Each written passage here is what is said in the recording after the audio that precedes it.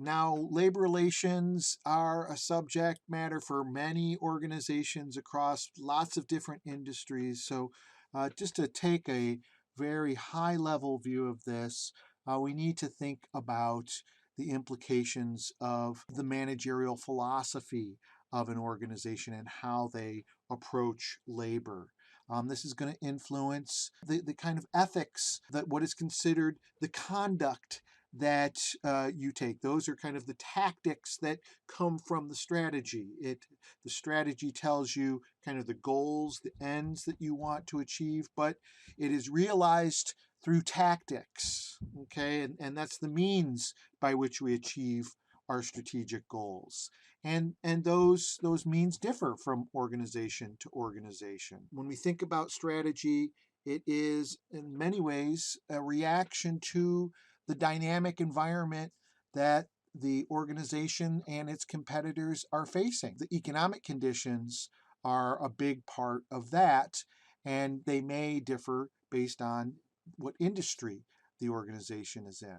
Certainly, what the workforce composition is, where it is it global? Is it only the United States? Where is it located in the geographic United States? All of these things can have a great deal of impact on how we manage labor relations. Other factors like competition are important, and the stage of life of an organization, and also the capabilities and competencies of management within the organization. All of these are a big part of how an organization is going to approach labor relations.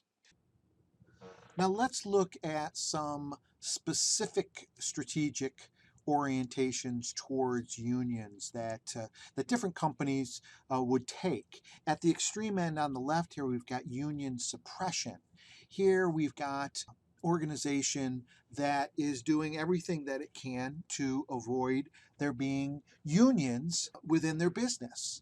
And so there is a very lucrative business or consulting market out there of experts offering their services to companies to make sure that there aren't unions established in their workforce. Now, sometimes this it can be legal, of course. An organization can pursue their interests in not having unions, but sometimes it crosses over into the area that is illegal acts. And in the videos that are posted along with this week, there's one that describes the acronym TIPS, TIPS.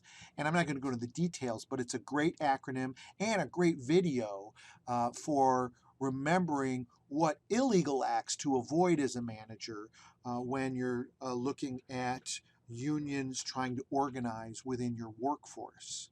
Other ways that we see businesses enact this kind of union suppression is refusing to bargain or again, avoiding, delaying bargaining. Also, pursuing decertification. So, just as an organization can be organized and certified through the NLRB, there is a process by which it can be decertified, where employees can vote on getting rid of a union being represented. And sometimes an organization might help them along towards that. Now, many organizations take a little lighter touch than this and pursue a strategy of union avoidance. And the primary way of doing this is through having a very positive human resource management of proactively looking out for the interests and of your employees and making the idea or the cost proposal of having a union an unnecessary thing because they don't have deep-seated conflict with the organization. Now, this can be done a lot of different ways. It can be done through training and development and developing your organizational culture and focusing on how you manage supervision within the organization and how you train people to take on those roles.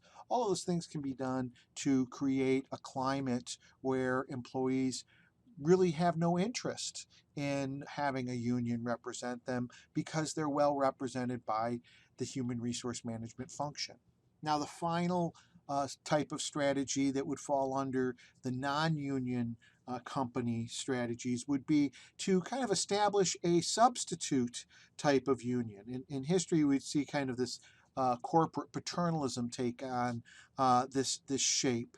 But you might see this in more recently in the quality movement, like in quality circles, having different forms of employee participation and involvement so that the employees have some degree of say in how they are managed.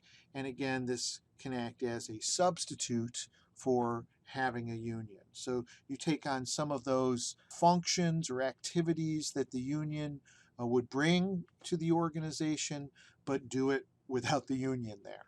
Now, when we look at companies where there are established unions, probably in the United States, the most common approach is this codified business-like approach where you're kind of neutral to the union. You just take a straightforward approach.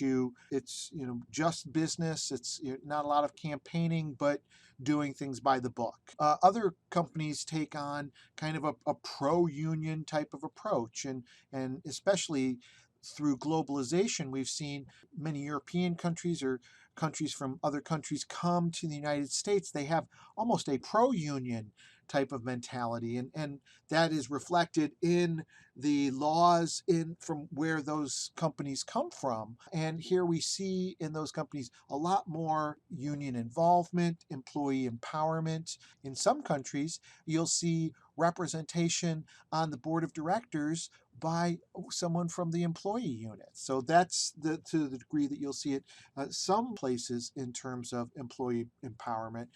You don't really see that in the United States.